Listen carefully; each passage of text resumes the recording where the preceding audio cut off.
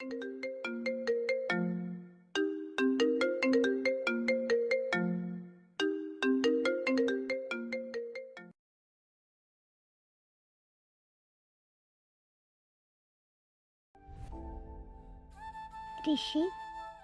ആ വന്നോ? എവിടെ പോയതാ? ഒരു ചെറിയ കാര്യം ചെയ്യാനുണ്ടായിരുന്നു, അതിന് പോയതാ. ഓ, എന്നാ നമുക്കും ഇറങ്ങിയാലോ? ഇറങ്ങാം. വൈകെ ഞാൻ ഡ്രോപ്പ് ചെയ്യട്ടെ? ഋഷിക്ക് ഇനി തിരിച്ചു പോകണ്ടേ? എൻ്റെ കൂടെ വന്ന ഇനിയും ലേറ്റ് ആവില്ലേ? ഏയ്, അതൊന്നും കുഴപ്പമില്ല, പോവാം. ആ.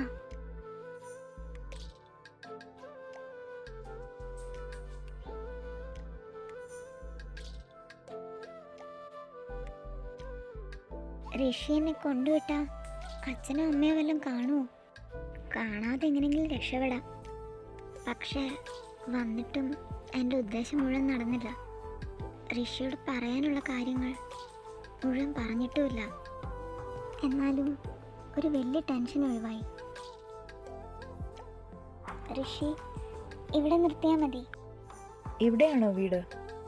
അല്ല, കുറച്ചുകൂടെ താഴെയാ. പിന്നെന്താ പ്രശ്നം? അത് ഞാനങ്ങോട്ട് നടന്നു പോയിക്കോളാം. എന്താ, എൻ്റെ കൂടെ കണ്ട വീട്ടിൽ നിന്ന് ഓടിക്കുവോ? ചിലപ്പം. എന്നാ വെറുതെ റിസ്ക് എടുക്കണ്ട. ഋഷി, പിന്നെ എന്ത് പറ്റിയടാ? വൈകിട്ട് വിളിക്കുവോ? വിളിക്കണോ? ആ, വേണം. ഞാൻ വെറുതെ ചോദിച്ചതാ, വിളിക്കാം കേട്ടോ. ബൈ ഋഷി. ബൈ.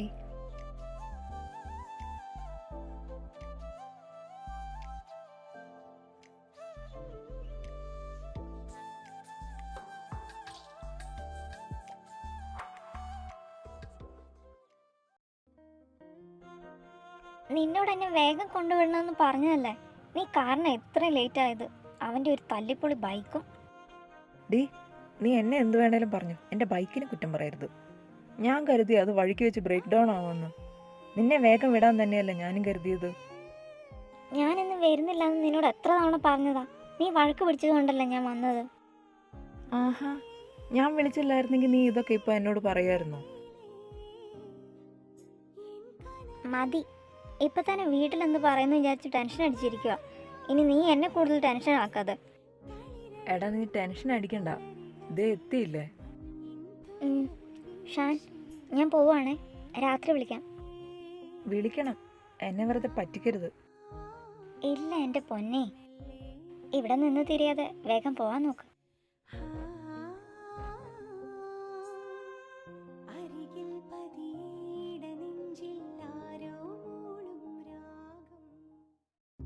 ഷാനു, നീ എന്താ ഇവിടെ ചെയ്യുന്നേ?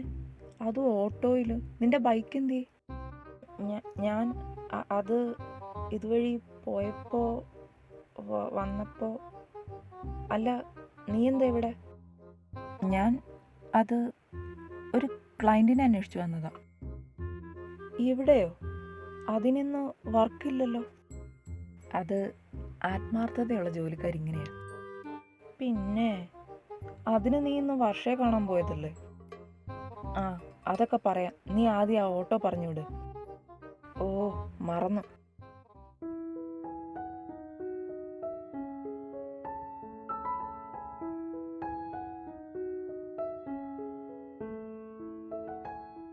ഋഷി, ഇനി പറ, എന്താ ഉണ്ടായത്?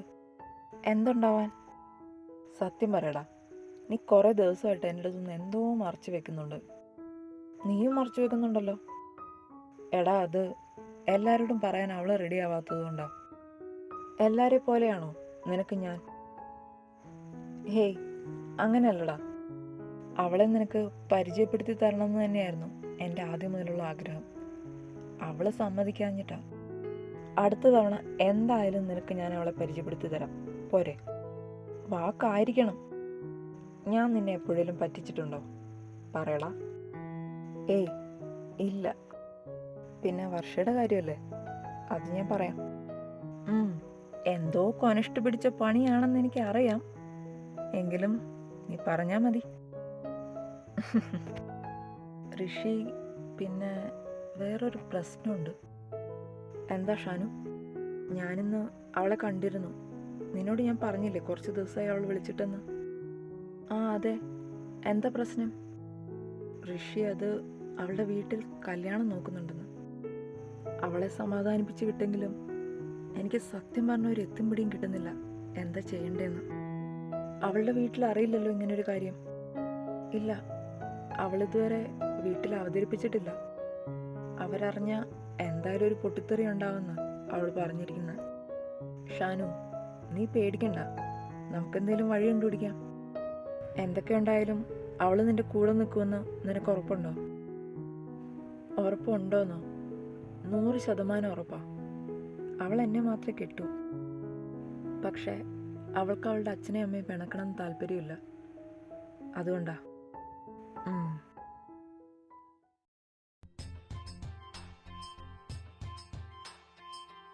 കൃഷ്ണ, അച്ഛൻ വന്നിട്ടുണ്ടാവല്ലേ? ഭാഗ്യം, ഇവിടെ ഒന്നും ആരെയും കാണുന്നില്ല. വൈകേ? ഓ പൊക്കി. കമ്പൈൻ സ്റ്റഡി എന്ന് പറഞ്ഞ് രാവിലെ ഇറങ്ങിയിട്ട് ഇപ്പോഴാണോ ഇവിടെ വരുന്നത്? അത് അമ്മ, എക്സാം ഒക്കെ അല്ലേ, അതുകൊണ്ട്. ഓഹോ, രണ്ടും ഉണ്ടായിരുന്നോ? രണ്ടോ?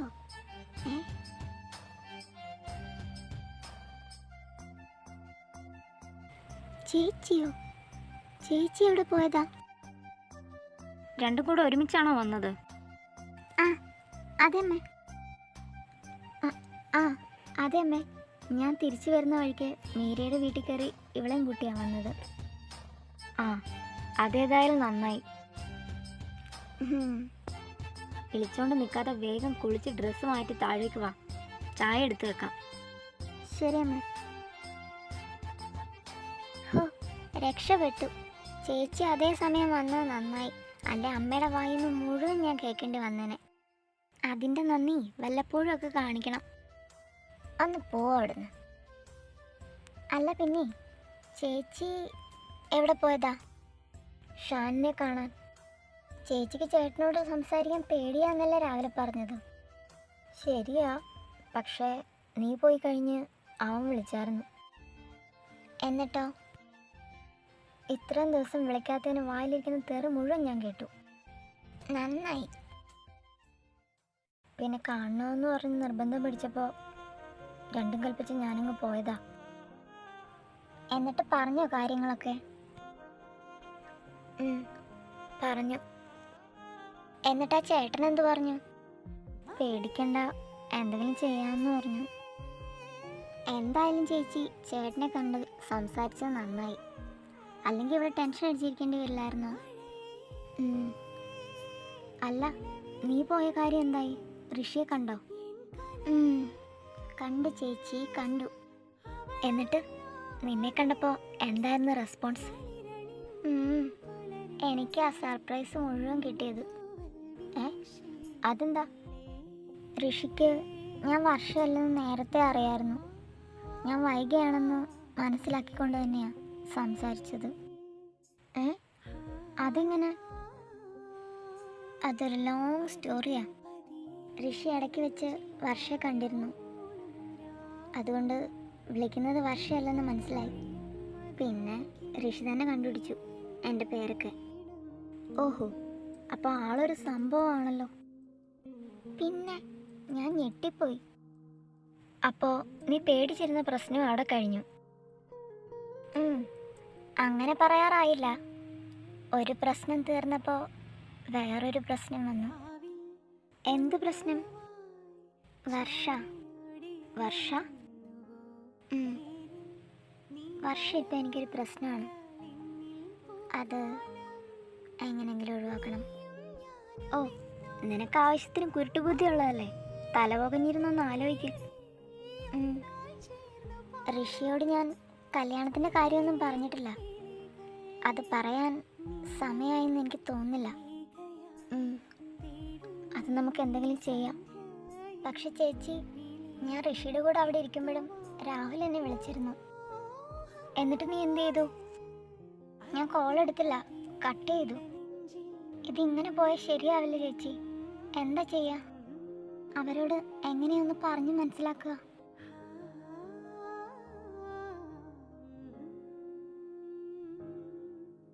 ചേച്ചി ചേച്ചി എന്ത് ചെയ്യാ?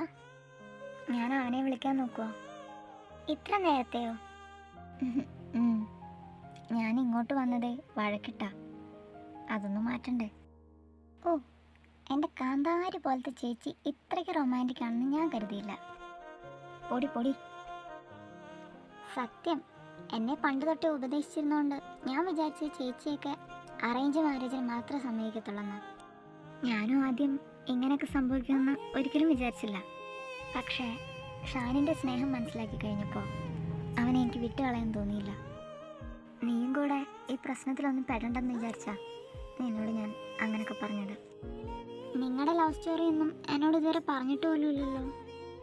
ലവ് സ്റ്റോറിയൊക്കെ സമയം കിട്ടുമ്പോൾ പറഞ്ഞുതരാം. ഇപ്പം ഞാൻ അവനെ വിളിക്കട്ടെ. ഓ, വിളിച്ചോ വിളിച്ചോ.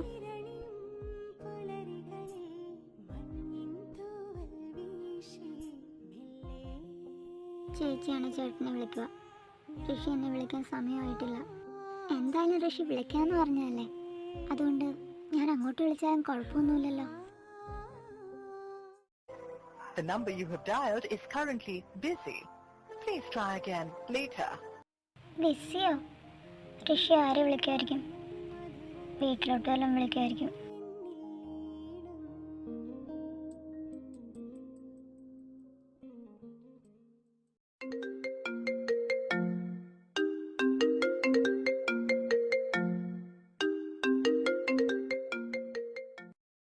ഹലോ വൈഗ,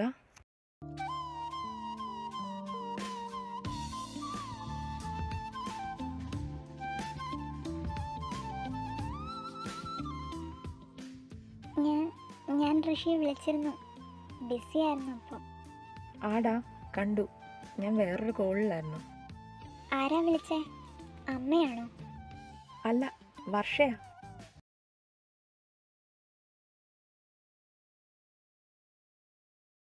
തളരരുത് വൈഗ, നീ പിടിച്ചു നിൽക്കണം.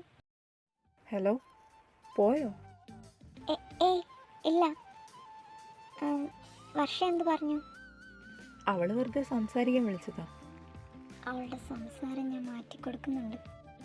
എന്താ? ഋഷി, പിന്നെ എനിക്ക് 2 ദിവസം കൂടെ ക്ലാസ് ഉള്ളൂ. അത് കഴിഞ്ഞാൽ സ്റ്റഡി ലീവാ. അതുകൊണ്ട് ഞായറാഴ്ച നമുക്കൊരു സ്ഥലം വരെ പോയാലോ? ഈ സൺഡേയോ? ഈ സൺഡേ എനിക്ക്... പ്ലീസ് ഋഷി, അത് കഴിഞ്ഞാൽ എന്നെ പഠിക്കാനുള്ളത് കൊണ്ട് വേറെ അങ്ങോട്ടും വിടില്ല. ഓ, എങ്കിൽ ശരി, പോവാലോ. ശരിക്കും? പോവാന്നേ. Thank you. അല്ല, എവിടേക്ക് പോവാനാ? അതൊക്കെ ഞാൻ അന്ന് പറയാം. ഓ, കാന്താരി എന്തൊക്കെ പ്ലാൻ ചെയ്യുന്നുണ്ടല്ലോ. ഉണ്ട്.